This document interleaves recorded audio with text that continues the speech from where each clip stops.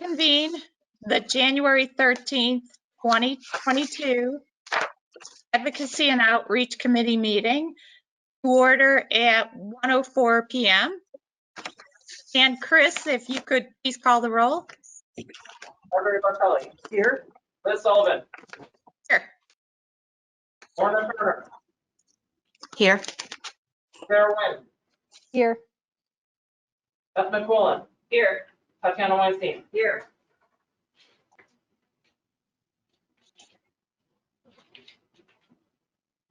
That's everyone. Okay, I wasn't sure. Okay, agenda item number 2 is the opportunity for visitors to speak. Okay, we don't have anybody present and there is no one online at the moment.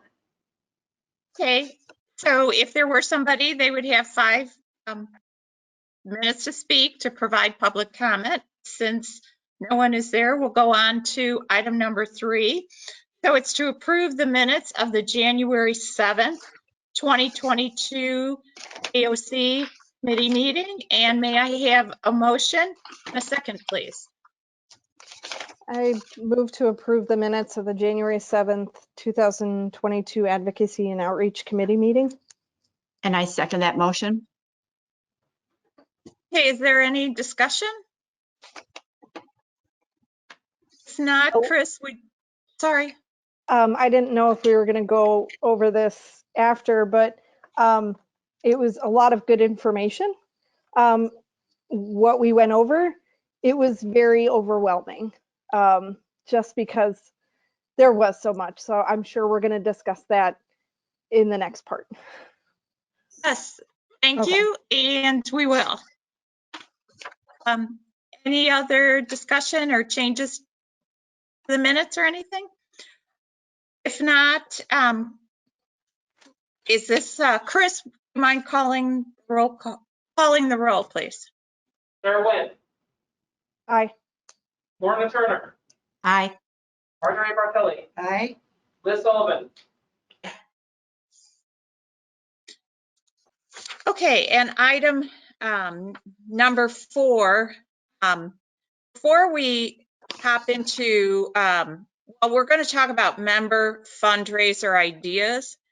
And the way I'd like to start that, Sarah and Tatiana and I were talking a little bit about all the information and how it might have been a little overwhelming. What I'd like to do is I've picked out the things that on the presentation might be worth reviewing. So Tatiana, would you mind sharing, if I pull up just a couple of slides? Oh, perfect. Let me pull them up. And is there a way I can put them on the screen? Yeah, I would have to make you a presenter. Just 1 second and see if I can Okay.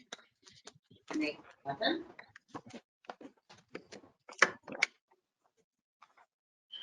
Okay, and this is from your PowerPoint, yes? It's actually, yeah, my screen. So I've changed it.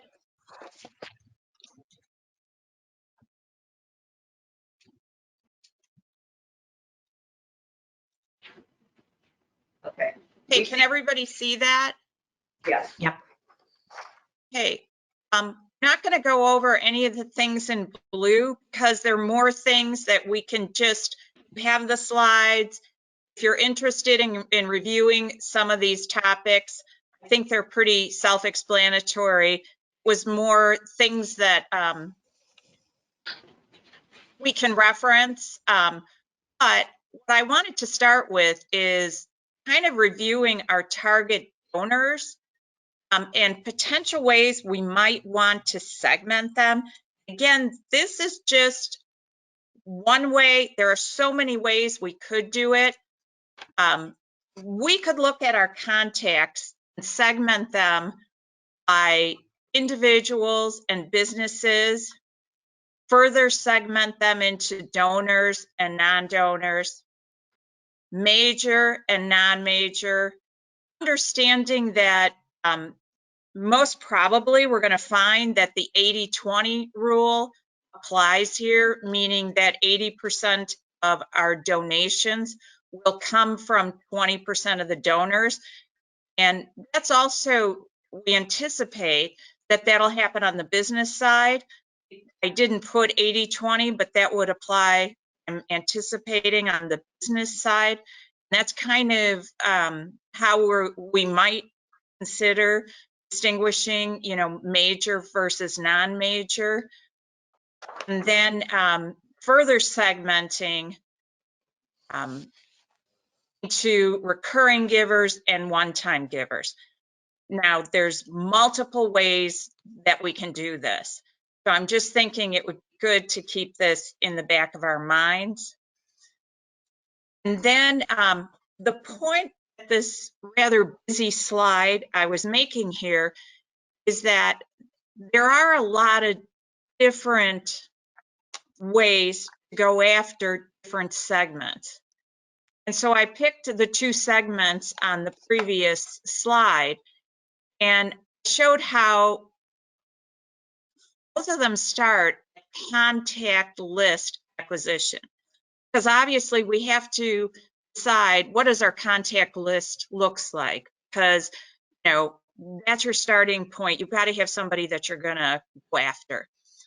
But what you do with that contact might be different depending upon what segment they fall in. Like, just to follow the red line, for instance, we might decide to cultivate the segment we determine is the red segment. So what we would do is, first contact, we wouldn't solicit from them, we'd cultivate. Cultivation is more the touch point, give information. And from there, you might want to go something that gives them more engagement with the library. Invite them to something that the library is hosting. Invite them to volunteer at the library. And ultimately, and I'm sure we can all follow through and say, we might want to do this next, we might want to do that next. At some point, we might want to solicit them.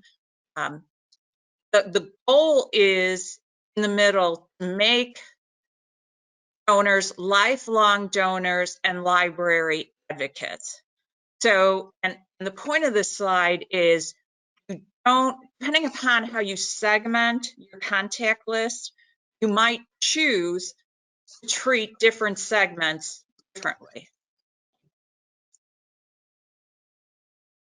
Okay. Then, I'm sorry, was there a question? Sorry, I do have a question, just to get me understanding. Is this are we talking about just for the fundraising for the Lightzilla, or are we talking about the general fundraising effort with these slides? I was doing general fundraising effort. Okay. But if you think about it, I guess it could be applied to the Zilla Light fundraising as well. Okay, thank you. Next one is just potential trustee involvement. And I think as we determine what we want to, how much or how little we want to suggest trustees get involved, both from an AOC committee meeting or committee team versus other trustee involvement, and what we want to present to the board, there's different levels of involvement we might want to engage in. So I just wanted to put up different ideas.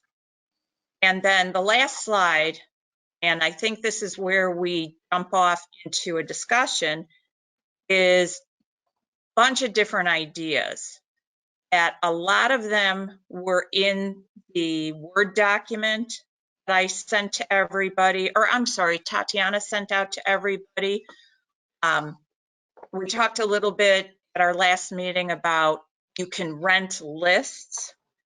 We could assign Tatiana or Beth or trustees to contact trustees at other libraries and get ideas as to what they're doing, or foundation members or friends members. We can use direct mail, email, telephone campaigns. We can all, run through this list. And what I'm hoping is that we can use this as a jumping off point to have a really good discussion. So that's the end of my review of the presentation I made last time we met. So Tatiana, is there a way I can stop sharing? Yeah, I can, let me see what I can do here. I think you just, because you are the presenter there, you go in and kind of just X out of that mode. Okay. Oh, There you wow. Cool. So I guess Shara, Lorna, Marjorie, Beth, Tatiana, ideas?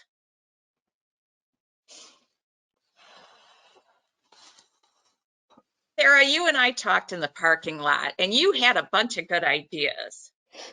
Yes, I was gonna say I was gonna bring questions and ideas and to this meeting and really think about all of it. And I of course want to thank you for all of the information and the hard work and the research that like you've done for this, because like I said, I'm not well versed, but I'm learning in it. I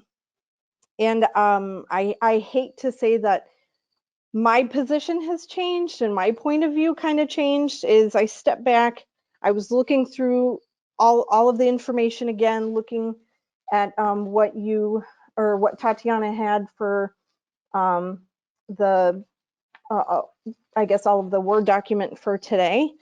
And I just feel like this is going so fast, and I don't know if this is the right time to start fundraising. Maybe just talking about it, yes, but I feel like there's so many things going on that, I mean, and maybe I'm wrong. I don't know how, if I'm just kind of at a point where like I just kind of have to stop because it's so many avenues that are open and it just feels like it's going so fast, and that's just kind of where I'm at right now.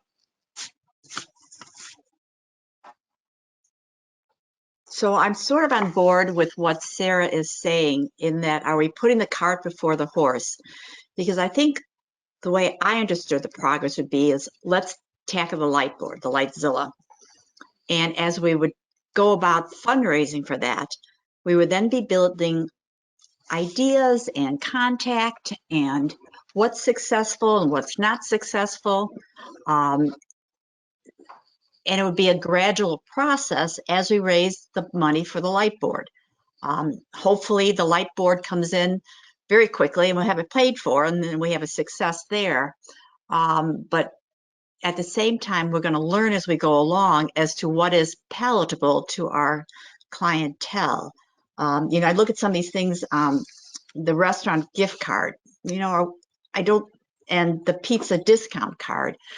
They're great ideas, but I feel that they're more for the HSO and things of that sort. And are we in competition with the HSO on some of these fundraisers that have sort of been talked about here? I mean, you've got a bunch of, is there 3 HSOs now, Sarah? They combined the elementary. It used to be 4.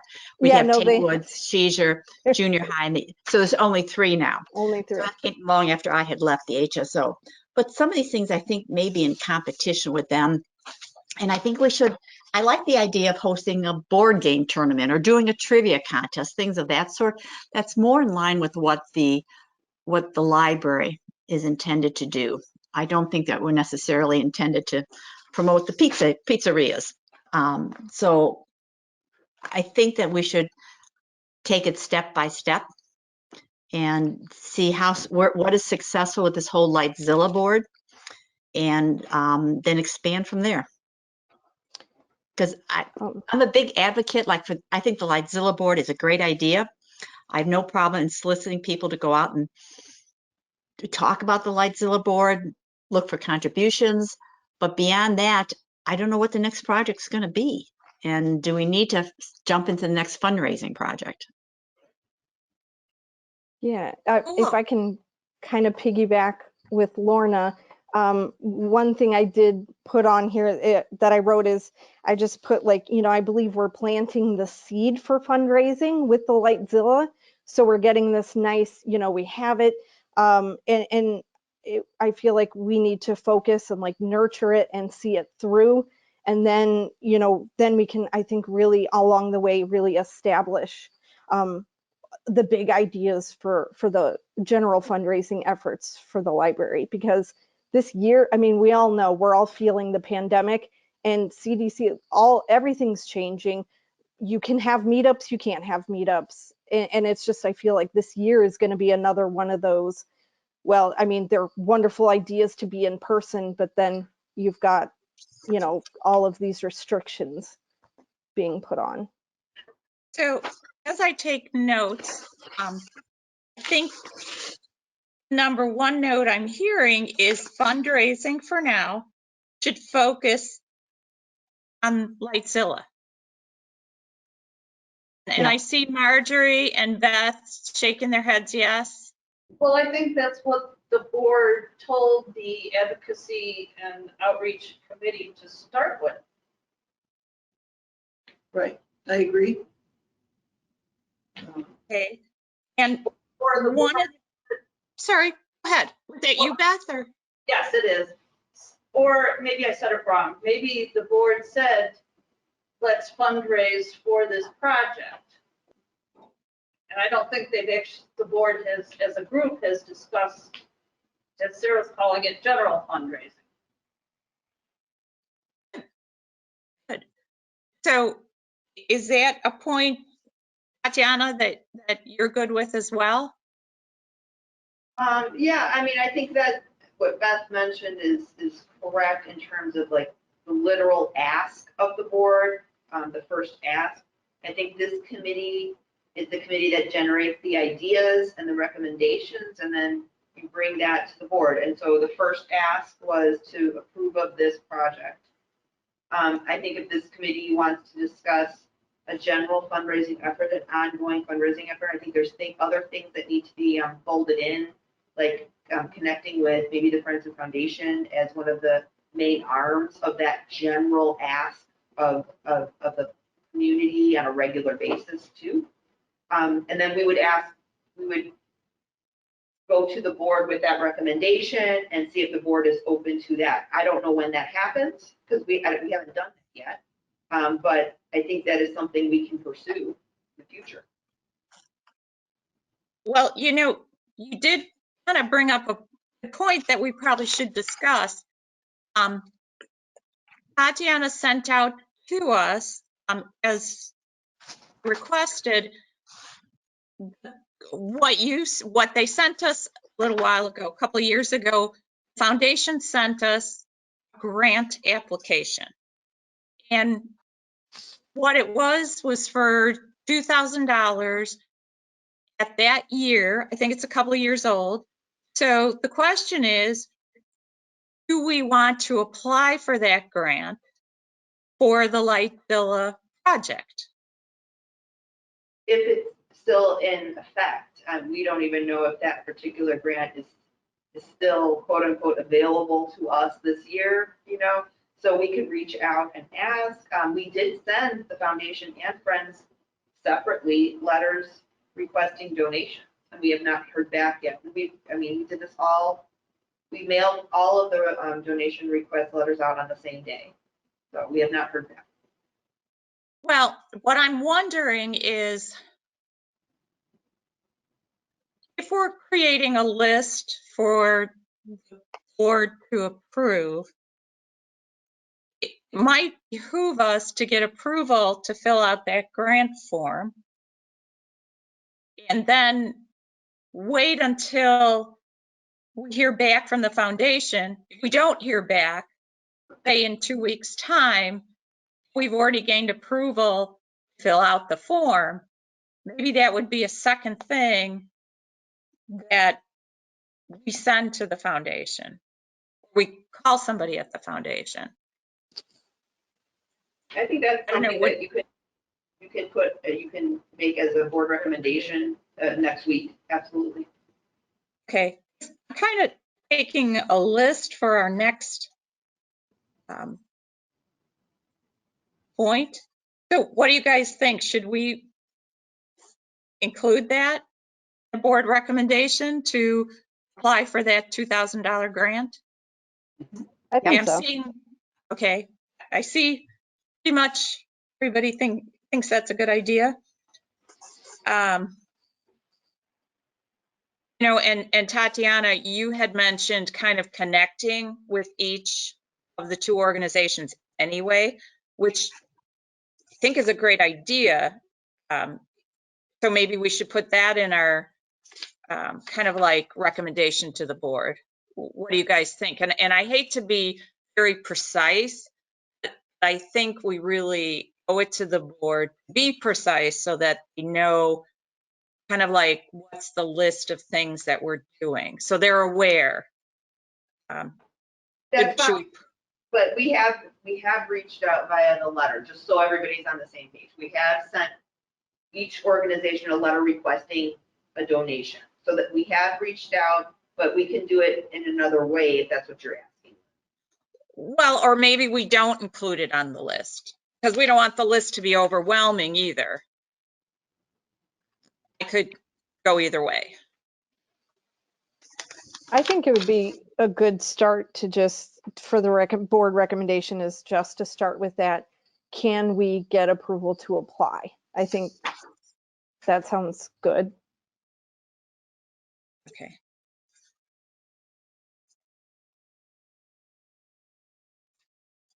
Okay. One of the things that they talk about in, you know, training on fundraising, that they talk about in all the articles on fundraising, is to create a general buzz about your fundraising project. So we want to, and I guess that would include the trustees, you know, mentioning it, what's that word? Mentioning it. It's a hard word for me. Anyway, mentioning it you know, to people that they know, to business owners that they know, to friends and families that might live in the Lisle Library District. So do we want to mention or list that as a possible, you know, can we have board approval to, you know, mention it? I guess this gets to segmentation. If you happen to know a business owner, it might be more effective to mention it to them before they receive a letter.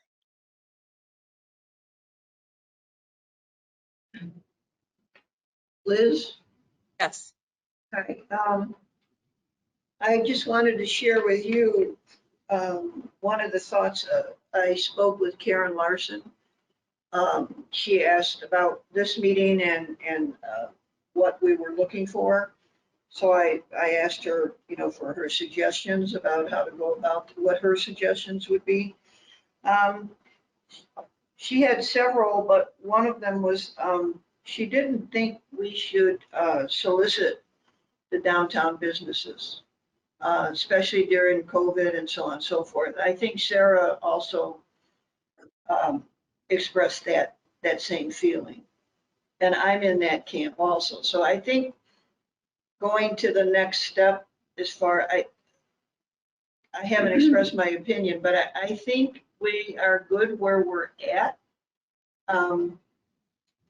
I think we've done everything pretty much the right way. To review for this meeting, I kind of went through the ILA trustee fax file under the fundraising section. And there are about 10 points here I don't need to read all of them, but I just wanted to identify to everyone how we've progressed and that we're, according to their suggestions, we are pretty much on target. We have identified a specific monetary need. We publicize a monetary goal. We set up a campaign. We work to identify potential donors. That's the first round that we sent to. We talked about developing attractive, interesting brochures, posters, mailings. We talked about, putting this in our newsletter. We talked about planning exhibits in the prominent public places, an effective public relations campaign, and one thing we didn't talk about was extending the fundraising beyond the stated end date. I don't think we actually put in an end date. I guess that's not important right now, but we really have followed these suggestions pretty well. And I'm in the camp that I think we should, while we can continue to recommend and so on, I think we're good where we're at. As far as contacting the two organizations where we did send a letter, I would suggest, not that I want to change anything, if Director Weinstein is willing to follow up by phone, another letter I don't think is the way to go. I don't know how the rest of you feel. But that would give us a little bit added leverage. They've got the letter, the holidays are pretty well past. It's a suggestion. And I don't know how you feel about that. I'm comfortable reaching out. I will say that in your list from the trustee fax file, probably under the recommendations, we could add the newsletter recommendation and we could add the display in the building because we talked about that already. And I think that the trustees as a whole should agree to that effort. So that could possibly go on our list today as recommendation, as we have basically the ask go into the newsletter, which would hit every residential home. We could include the coupon in the newsletter, like with the dotted line. So someone, it obviously wouldn't have a self-addressed envelope, but it would hit every home. And then you definitely put up a display upon entering the library so that you can generate buzz, as Chairwoman Sullivan is suggesting, and have flyers available near the display. So if someone wanted to take one of the coupons home with them, they could do that. We want to consider targeting non-Main Street businesses. And you're going to get a check for $250. She's writing it today. And it's somebody that I contacted before. Her business grew. I don't think we want to return it. I didn't know that we couldn't talk about it. Business owner, I know she's not on Main Street. She's got money.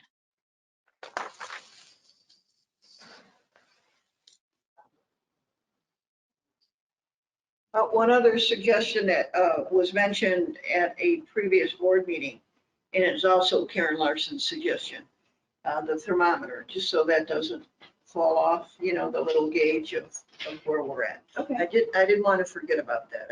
I think it's a great idea, but. Well, I think we had talked about maybe replicating the Lightzilla board and filling in the lights as we each, I don't know how many lights there are, 20 across, 10 high, and as we reach each of those thresholds, we color in the light with a different pen or something like that, which I think would be a more visual effect than actually having a thermometer, because it's a Lightzilla board. This is what it's going to look like when it's all lit up, and so let's get it lit up as quick as we can. Yeah, I think it makes the same point. Yeah, okay. But going with what Lauren is suggesting is making it look more Good like idea. what we're shooting for there. Yeah. Mhm. Great. We probably need to get a catchy phrase like "turn the lights on" or whatever it might be that we can name that board to achieve our goal of fully financing it. But turn the lights on, keep the lights on, whatever it is. I mean, somebody can come up with something or other. Sarah, when you and I were talking, you had an idea about letting the kids get involved. And, I don't know if we were talking about change or whatever, that if they put a certain dollar in a little bucket or something, they could actually take a little circle and put it on a board. Yeah, it was kind of the same thing as Lorna was saying, is like have that Lightzilla board, and somebody, even I could, it doesn't matter, like cut circles out. So instead of coloring, you can just tape on a circle. That kind of takes less time. But yeah, I mean, sometimes kids are like, I want to help out too. And, if their parents are there, just change or whatever, it still gets them kind of excited about it. I'm kind of like, I don't know about that now. I mean, it seemed like a good suggestion. I don't know how it would go over now, just because the renovation is going to be starting. So that's a huge thing that I've been thinking of is, okay, things are going to be moved around and things, everything's going to be kind of upheavaled. So where do we put it, that light board that we would be doing? Because that's just kind of where my mind is. And I don't have any issue with moving it around, because obviously with the renovation, however we decide we're going to design this and hang this and display it, I guess my reservation would be, so at what point can you have a kid fill in a dot? So if we have 14, if we're trying to raise $14,000 and say we have 140 lights to fill out, so then do they have to put in a certain amount in order to fill out the dot? Or do we have them in reserve? Like we have, we've reached this threshold, pick 6 kids who can fill in and think, is it contact paper? They can just peel it and stick it. But what's the cutoff? I mean, do they have to fund enough for a whole light? Or on that day, we have to get enough of them in, and Will can pick out which kid can color in that light or whatever it is. I don't know. That's the reservation there, is that great idea, but where's the cutoff? Is it, are you funding one light, half a light, a bit of a light? I agree, because like it seemed like a good suggestion at the time, but yeah, like thinking back on it, there's a lot that was not well thought out. I mean, it was just a suggestion throwing out there, but you're right. I mean, there's so many other things, like you just mentioned, is, really what's the purpose and what is it gonna benefit? What do you ladies from who actually staff the library, what do you ladies think? I like involving children, but as far as coloring in or putting a sticker for lights, we have to remember that there are some donors who don't have children. And so like what happens with those? And so I think we can document the increase until we receive our goal with colors, and I have no qualms about creating a display that can be moved around. We'll absolutely put it in a prominent area and people can see the progress. I don't think that's going to be a problem. With the kids, though, I think, to Sarah's point, involving children is a good thing, but not related to money. So we could have something like a coloring, maybe we could create I'm trying to think of a coloring book page of a Lightzilla type display. We can have them for the kids. They can maybe sit at a table and try to color them, and then we can post those kind of coloring book pages around youth services or in the hallway that we have to display. So they could be involved in a way that's more creative than connected to finance.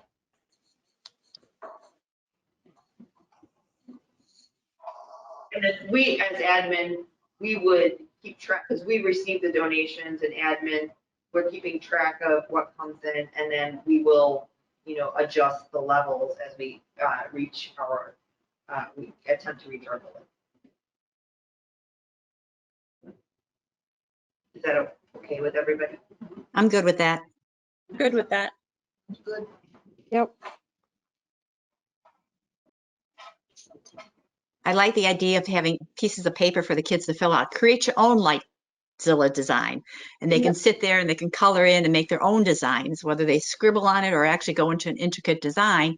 It's only a piece of paper, and we have a box of crayons that they can use, and you can hopefully it'll be well received, and enough so that you have to take down the papers at the end of the week and put up a new display of papers. So I think that could certainly generate a lot of enthusiasm among the younger crowd. Like refrigerator art. Yeah, Every it is. child loves to see her artwork posted. And hopefully you won't keep it as long as you keep it on the refrigerator. Right. Lorna, do you still have some things posted on yours? Your kids are a little old for that. Actually, at the last refrigerator, it only has a very strip of something that you can put magnets on. So the side of my refrigerator, and that's got all my recipes I'm going to try and Christmas list for next year. So no, I don't have. I've been going through. I have a drawer. You know, I would put the stuff in a drawer, and as I clean out my drawers, I give them a stack of them to each of my girls, and they go right into the garbage. I don't want this. You know, what'd you keep this for? And it's like, well, I was guilty when I threw it away. So here it is. You decide what you want done with it. Okay, so circling back to businesses that are not on Main Street, you know, if we know them, can we talk to them? I mean, as evidenced by the spreadsheet,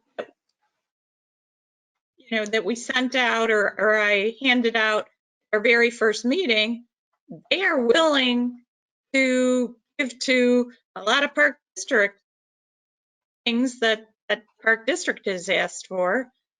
You know, so the question is, why wouldn't they be willing to give to something at the library?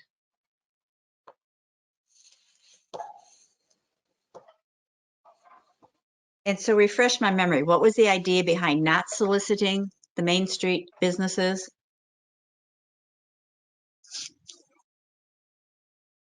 Is it because they've been hard hit already, or? Well, excuse me, I think we've all mentioned some of the business have gone out of business. Right. With COVID, I don't know, I live probably the closest to downtown, I think. I'm through there quite a bit. I don't see a lot of traffic in the retail businesses. Restaurants are fine, but I don't know. I thought it was a general consensus of, well, between Karen, myself, and Sarah, we might want to hold off on the Main Street businesses. I would agree. I would solicit some of them. Your Buena, you still can't get in there. I mean, you have to go for lunch if you want to get into Right. your Buena.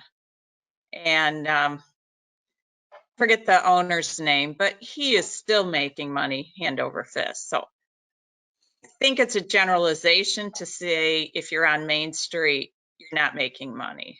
I think the restaurants are certainly doing well, That whether was- it's Yerba Buena or Next Whiskey. I don't know about the our urban, but that's just because, Well, that's a whole nother can of Yeah. worms. yeah. But certainly Next Whiskey Bar and Yerba Buena is doing well. Tina's doing okay too. I Is don't know if that you've talked to her lately, but Tina?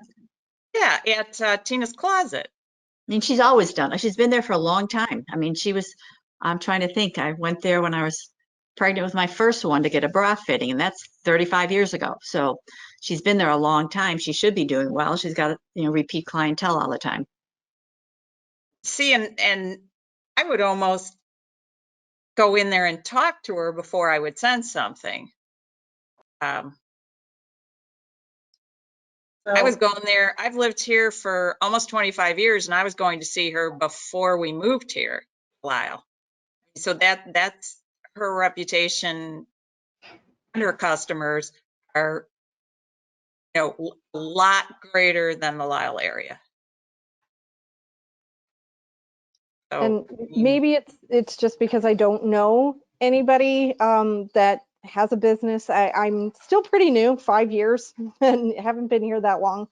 But I do, just because of the pandemic realities, the local financial hardships with most businesses, and also the renovation that's happening. I feel like we would be considerate to our community and the businesses if we didn't ask for monies at this time. It doesn't mean to say that we can't at another time. That's just my opinion. And you're saying Main Street businesses or all businesses in general? I mean, just the Lisle, like, Main Street businesses. I mean, to me, like I said, it's my opinion. I don't know anybody that owns them, but I just feel like if we didn't ask at this moment for this particular targeted fundraising effort, I feel like we would be considerate, just because everything is changing. There's restrictions. There's restaurants and businesses that have to buy masks just in case the public doesn't have any. That's just my opinion. I will tell you that I've talked to some of the business owners, and this is before I knew that we needed board approval to talk to them. So mea culpa. But they have, two in particular, will be donating this year.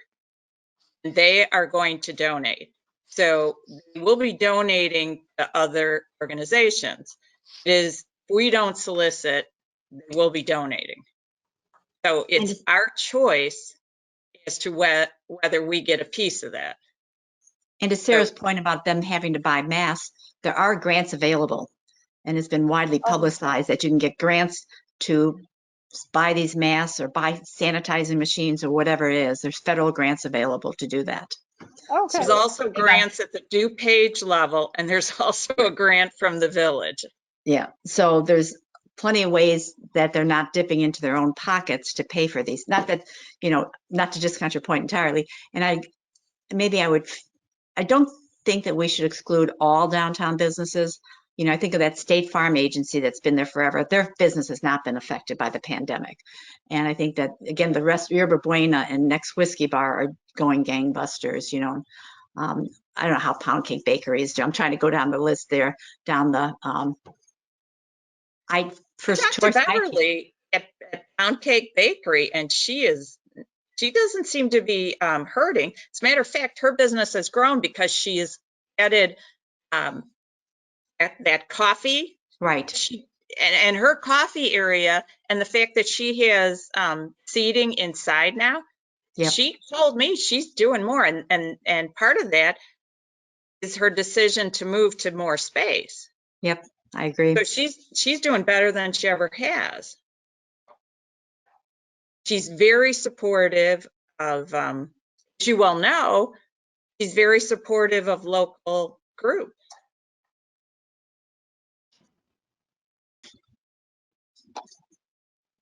Would it be worth making a suggestion that, as we discussed earlier, for the time being, we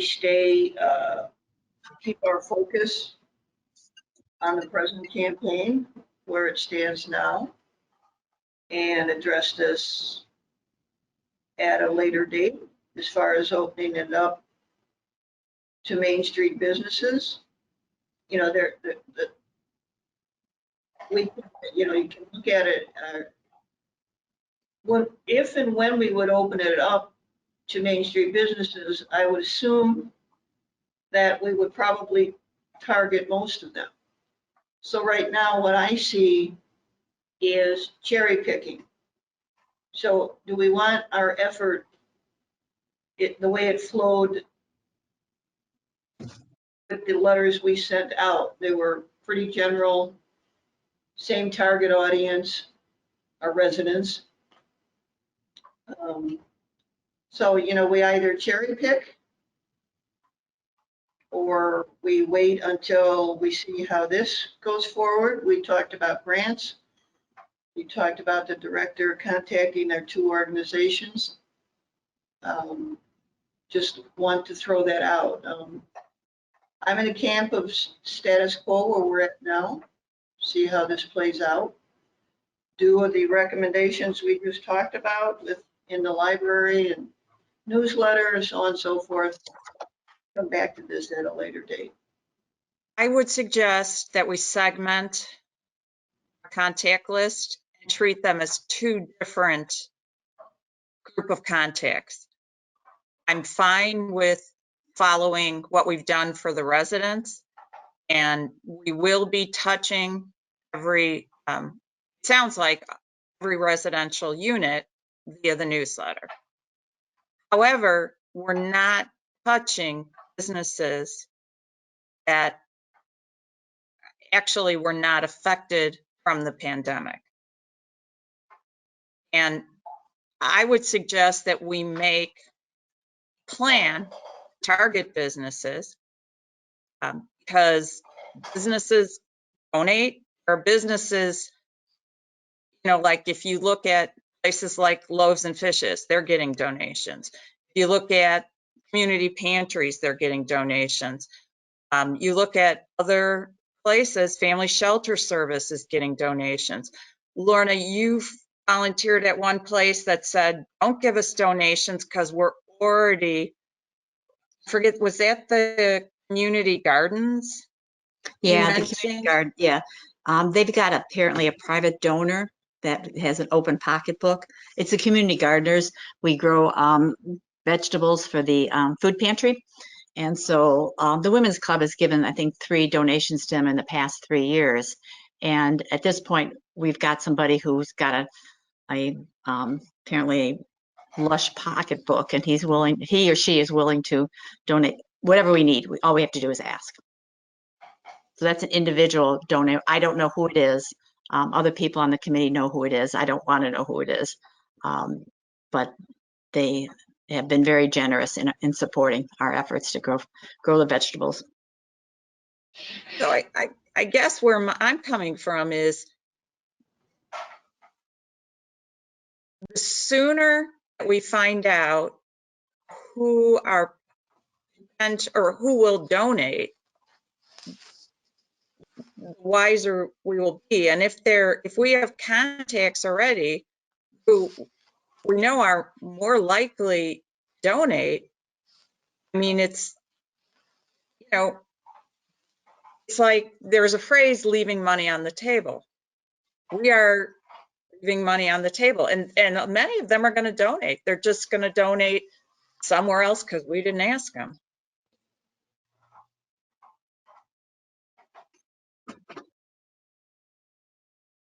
I'm struggling with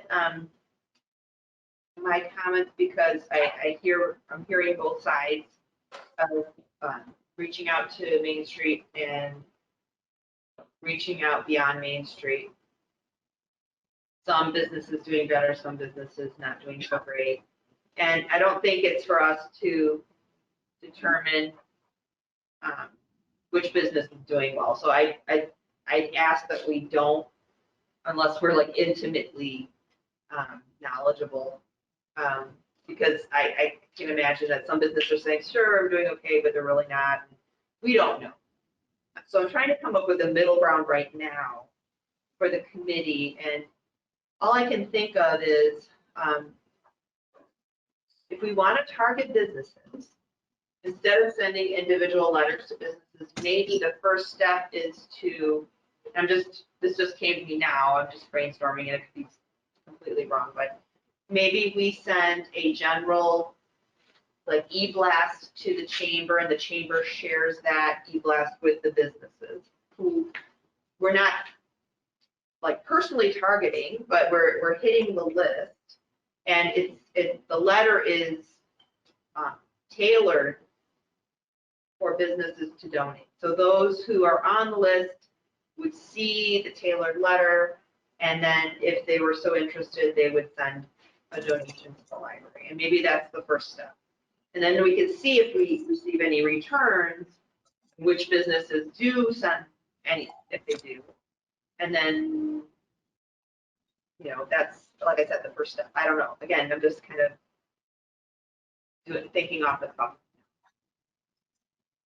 I think that's a great idea. What do you guys think? I'm sort of in the middle between you and Marjorie, like, you know, kind of measuring there. I agree that there's probably money being left on the table. And again, knowing, I go back to my experiences when I work for some major corporations such as Waste Management and Boeing that have foundations that will donate to these things. All you got to do is ask or fill out the application forms. And I would agree that we're probably leaving money on the table if we don't find those organizations. And I you know, I've been sitting here thinking about all those corporations along the corporate corridor there on Warrenville Road. Have they been targeted? Have they gotten letters? And do they have foundations? So I'm sort of would like to proceed slowly, but let's see what this whole letter writing campaign produces. But at the same time, keeping in mind that there are some major corporations out there, and again, draws on my experience from talking with the former president of the Downers Grove Juniors Club, Junior Women's Club. You know, they were getting money hand over fist, and you know, they're passing out $10,000 grants here and $5,000 grants there. And I said to her, where do you get this money? And she said, they just go to the corporations, and the corporations open their checkbook and write it to them. So Marie was very open about where they got their money from. And so there's money out there to be had. I don't want to leave any of that on the table if it's low hanging fruit. But I also would like to see what comes out of the whole letter writing campaign and how much that generates. And to Lorna's point, maybe it's not my chamber idea next step. Maybe the next step would be, you know, major corporations around our area. Once we see how the first tier makes, you know, see what comes of the first tier, and the second tier could be major corporations because they're not targeting, you know, small businesses. And then the third step could be hitting the chamber. I don't know. It's just, you know, we're here to discuss it. So. With the letter, if it was going to be tailored, I feel like in the first one, looking back at it, there really isn't a clear benefit to the Lightzilla for the library and the community. Correct me if I'm wrong. Maybe I'm not remembering right. But I feel like we should definitely put more of the benefit of like, this benefits STEAM with kids. This benefits, and I feel like with Loaves and Fishes and the pantry, they're you know, everybody knows, you know, you don't really have to explain. But I feel like if we're going to tailor the letters, I feel like maybe we need to explain a little more of like your contribution. You're contributing to STEAM, to the development, like put more like the benefit of it, not just this is what we want, it's really cool, and you know, we just want it for the youth services. Well, the letter did mention STEAM. Oh, okay, okay. You know, how it would benefit all children of all abilities. So, and we tried to keep the letter concise enough so that we could add the coupon and have it a one-pager. So, you know, people don't really want to read more than one page. So it did have that. But okay, I apologize. Okay, no, but again, that actually makes the point of keeping the letters concise enough so that, you know, people read through the entire letter. So when I mentioned like a tailored letter for businesses, and I'm thinking of an e-blast because the chamber has their own list of e-blasts, that we would, you know, talk about how this benefits the community and why, and, you know, that we're seeking businesses who would be willing to contribute to something that would benefit the entire community. That's where I was going with the letter, as a first kind of tier. But again, that idea could be the third reach, and then the second reach could be the larger corporations if we wanted to go that route after seeing what comes of the first tier. So it sounds like if we kind of segment our marketplace, there's about 100 members in the chamber. Just looked it up. Unless that's what they've advertised. That's the list that they post, unless there's something that they've revised. You know if they've changed that, Tatiana? I know their website has member lists, but I don't know if their e-blast list is different from what's on their website. Because you can register, receive those mailings, anyone can do, so not sure. Okay, so for our purposes, let's just use the number 100. Fortunately, we don't know, unless you know, I don't know that AOC as a team knows how many businesses fall in the Lisle Library District serving territory. I'm not sure. So we don't know what our total amount is. We can get to 100 using Lisle chamber list. And maybe if we use email first, and if we can't find an email, maybe we send them a letter. I'm just brainstorming out loud. Then is there some way that we want to target everybody who's not on that list? Because I have a feeling there's more that's not on that list than there are on that list.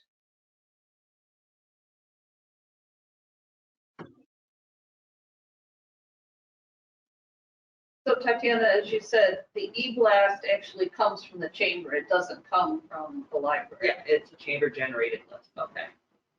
And they We send would it, ask, yes. we would ask if they would share. I mean, we don't even know if that will happen, so that's just an idea. Okay. So we could assume, I know assumptions are always, you take a risk, but we could assume that they'd hit, to say 100. We have no evidence otherwise. If they can hit 100, then we could say that they're going to hit all 100 businesses. So how do we touch the other businesses? How do we get a list of who those businesses are in our serving territory?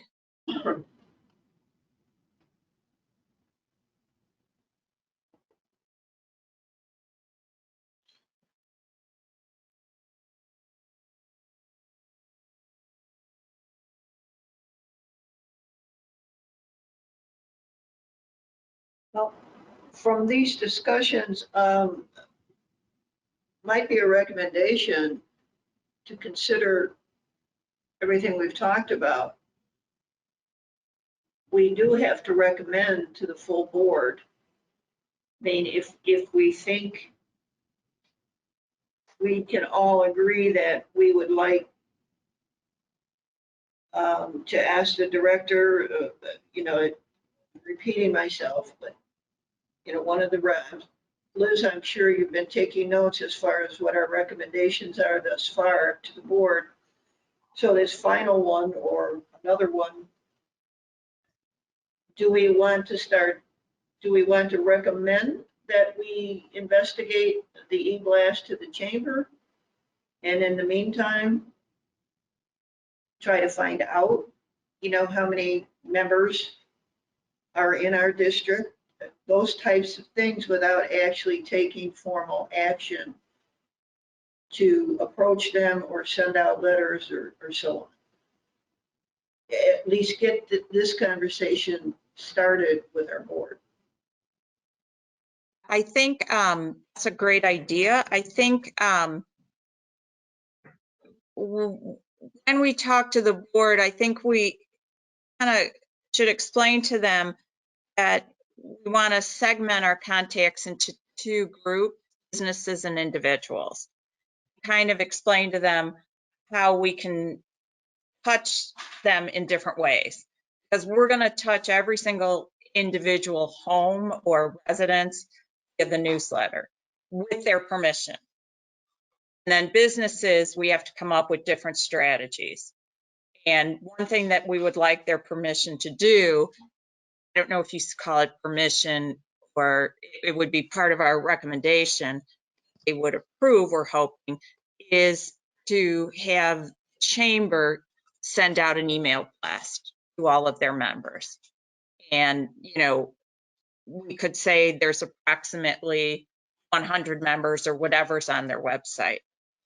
And then maybe your point, Marjorie, we say, we'd like to investigate how to target other businesses in our serving area. So, you know, kind of give them an update, because right now we don't know how to do that. I mean, we don't even know how to put together that list. Well, I mean, that's not necessarily true. I mean, there are databases that the library subscribes to that any resident can go into and click a couple of boxes and say, I want to know which businesses, what businesses are, you know, in Lisle or 60532 or whatever, not specifically to our district, but you can do that using a number of databases. I think that making recommendations, I think my list says that the committee wants to recommend that the director contact the Friends and Foundation personally. And my second one is, and this is something I just put on, was that we have something on our website that we can direct patrons to that describes the fundraiser. And also the newsletter mention and coupon, and then the internal display. And I think those four things are, oh, and if you want to mention that we are starting conversation about businesses and that because we would still have to craft that letter. I don't want to, you know, draft that myself and send it out. I want the committee to approve of that. So we can mention that the committee is discussing targeting businesses and that the first step in that effort would be sending an e-blast via the chamber to their membership. And I think that's 5 things that we can recommend to the board.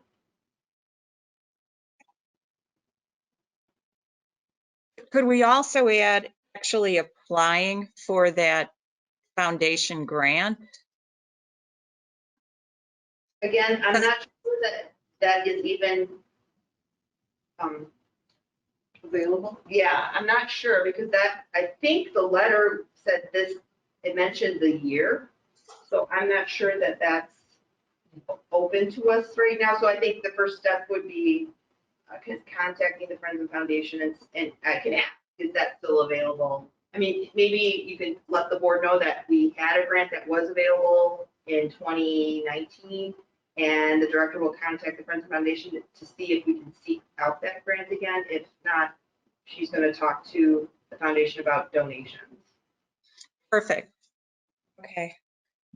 Do you think, I know this is more tactical, do you think it's worth sending the other remaining members of the board that letter?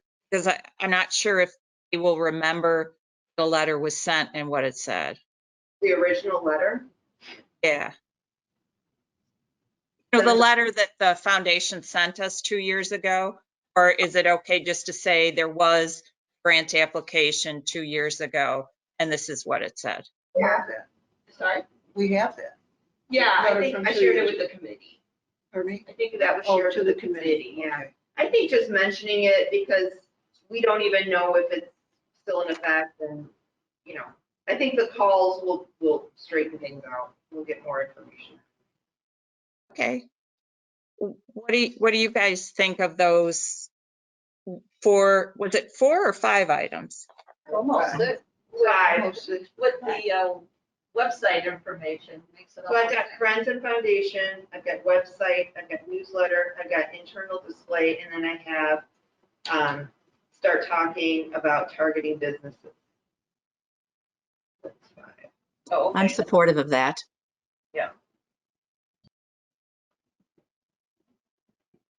What does everybody else think?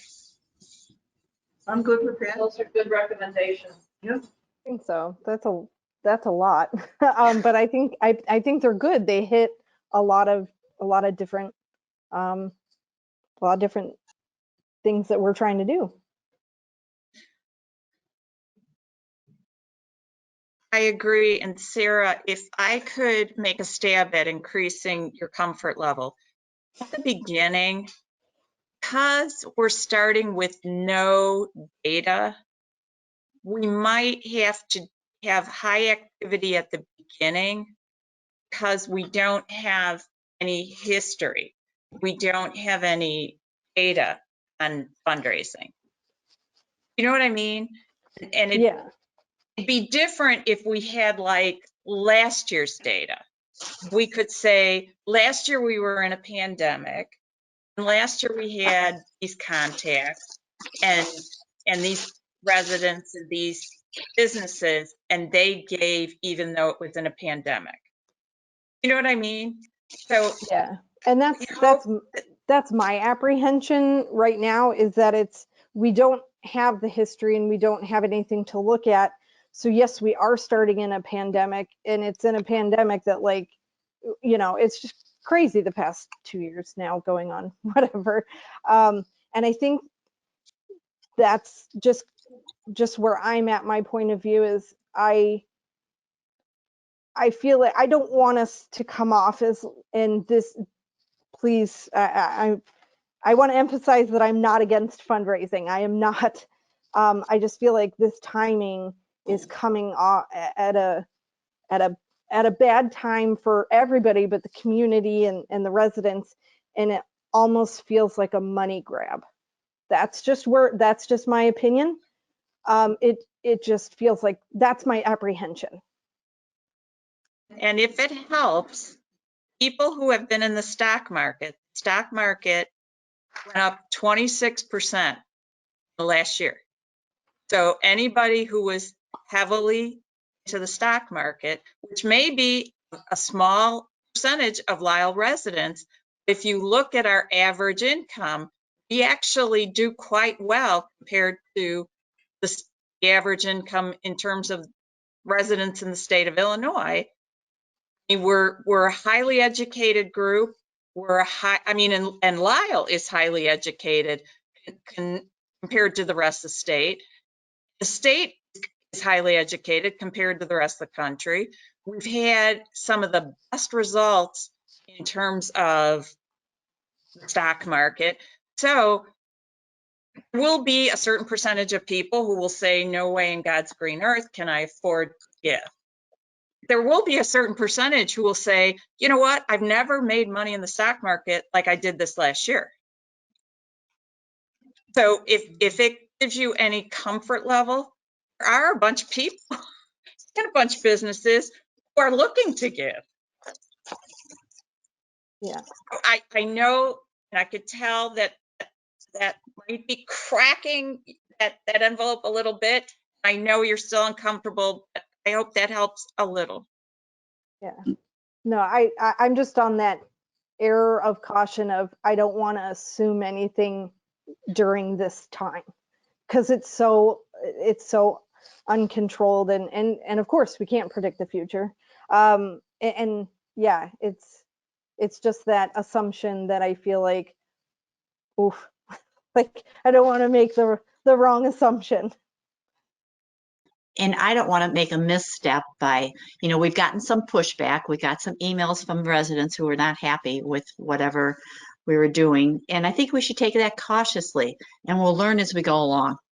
I mean, obviously there's going to be some negativity involved with any sort of fundraising that we do, any sort of improvements at any public facility, whether it's the park district or the library or village board, whatever it might, at the village hall. There's going to be pushback. And I think we learn from all those experiences and we come a little more wizened as we progress through this process. So I prefer to step back and get a little more wizened gradually rather than hitting it in my face. All of a sudden it's like, oh, damn, I should have saw that coming and I didn't. So I think what we're doing is really good right now. I think we are progressing cautiously. and listening to outside input and the board's input, and whoever wants to give input, we're listening. But I would rather we listen and take each step as it comes. I think the 5 steps that Tatiana's brought out are great steps to be taken for the next round. How do you ladies, they haven't given an opinion yet, how do you feel? I agree with Lorna. Right, I think we've all voiced that we like these 5 recommendations to the board and a good discussion here.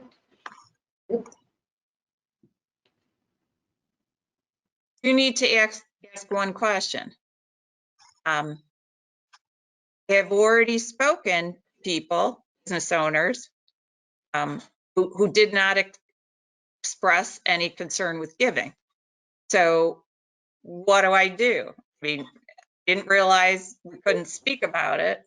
So what do? Do I continue? I mean, one of them called me yesterday and said, who do I make the check payable to?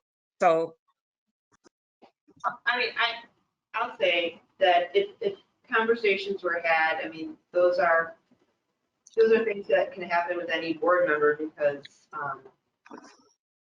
someone asks about, oh, I heard there's a letter out there. As a board member, you can, comment on it. And I would just let it go. And if we receive a check, great. We will have a newsletter out soon if the board agrees with this request. And so the word will be out in the community anyway. So I think that once the board agrees to the newsletter, the word will be out. There'll be something on the website. And if someone reaches out to anybody, you can always direct them to the website for more information. I think that's the way to go, is to always direct them to the library so that they receive the same message on the website via the newsletter, and that so that all questions can be asked, and if there's further questions, they can reach back out to the library. I think that's the way to go. So if you've heard from people, I think that's fine. We'll see if something happens that way, and then we go from there. and I totally understand what you're saying. But you need to understand that I used to fundraise for Loaves and Fishes. I used to fundraise for Family Service. Whoever I am fundraising for at the time is who these people are going to donate to, because it's personal relationship. So there will be a certain amount of, Liz, who do you want me to write the check to this year? So I'm just telling you, fundraising, a good portion, especially in businesses, is relationship. Sure. So, I mean, some of them are going to say, Liz, when are you going to come in and pick up the check? Because it's very similar to sales, and it's relationship business. I am not going to tell those people to go to a website. That is not going to jive here. I might print what's on the website. I might photocopy the back of the newsletter, but I am not going to tell them to go somewhere else because it's relationship. I think that Tatiana made the point that she'd like to look into writing a letter that might address, if you would use this as for the e-blast, that it addresses the community or businesses or business owners. So perhaps if that letter is written, it could also be on the library letterhead and could be, available to someone in like the circumstance that you're talking about, where you've already talked to someone. But I think you Perfect. let the letter be written. Yeah, and I mean, Perfect. I hear what you're saying, Liz, about, sending someone to a website, but, and maybe for some that's not going to work, but I would strongly suggest that if any trustee gets a question that they can't 100% answer, that they direct them to the library, and that you can say that there's specific information, all the details are available on the library's website, so that they can, take their time and read through it and see if they want to donate to the specific cause. We can even link out to what a Lightzilla is, so we can share with whomever's interested what we're actually going for instead of just a picture. So I think, hitting it with a couple of prongs is the way to go. And definitely having something on our website, I think, is important, so that, even staff, if someone walks in and sees the display and wants more information, staff can direct them to the website and say, hey, go to this page on the website, all the information's there for you. And going back to Totally a point, agree. I'm sorry. I was saying, going back to a point that Sarah made earlier, I think, and maybe I haven't read enough about the Lightzilla, but perhaps we can do something like it improves eye-hand coordination, or it'll pinpoint color blindness, or whatever it might be, that there's some attributes to the board that are very good for the children that we're addressing it to. So maybe that could be built up a little bit more as to the advantages of having a Lightzilla board. You could definitely add more to the website than we could in a one-page letter, yes. Okay. Totally agree.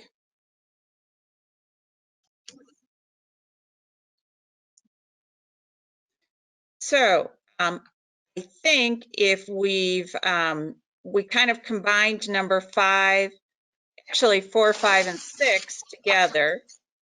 So I think we're good with the 5 recommendations. I think everybody nodded yes, that they were in support. So we're good with those. Sarah, were you going to say something? Did I cut you off? No, I was just agreeing. Okay. So does everybody have their calendar handy? Do we want to take a look at scheduling another meeting?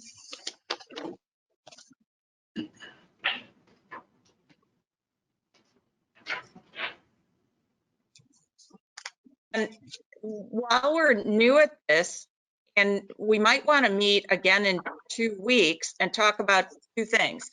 How do we want to target businesses, if at all? Secondly, are there any results from either further donations or from further follow-up? And I think, Tatiana, you said as time permitting, you would be contacting people for follow-up. Is that correct? Did I misunderstand? No, I don't think we made the decision of follow-ups and when we were due that yet. I mean, I know I'm going to be contacting the Friends and Foundation. Okay, well, maybe that's something that we need to talk about at our next meeting. Sound good? Yep. I'm looking at,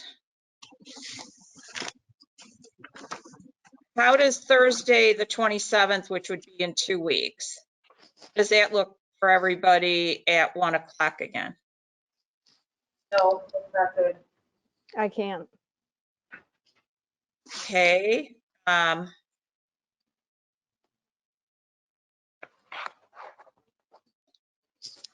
does Friday look, the 28th?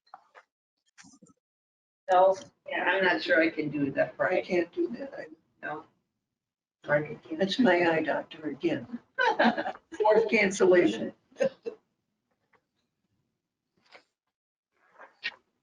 How is Tuesday, the 25th? No, The afternoon, maybe? I think we have to move into February. Yeah, I think so. I was just gonna say if there's any way like the 1st or 2nd week of February, just thinking of times and what anybody else has scheduled. Okay, I myself would prefer the second week of February. So that the second week of February would be the week before the next board. That makes sense.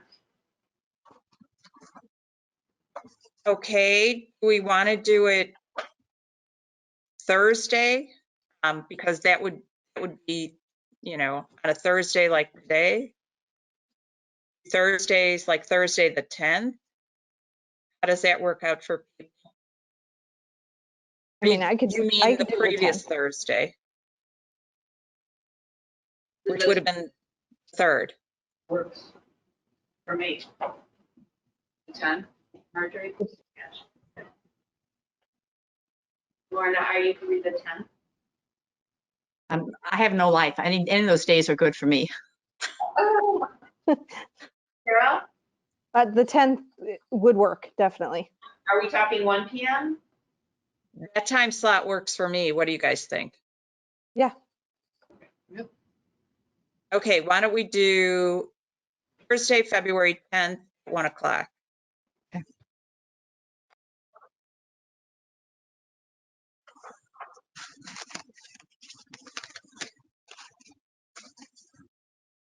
Hey, any other items for discussion? If not, can I have a motion to adjourn and a second? I move to adjourn. I second. Okay, may I have a roll call, please? Lorna Turner, Aye. Sarah Wynn, Aye. Marjorie Bartelli, Aye. Liz Sullivan. Aye. That's everyone. We are adjourned at 2:25.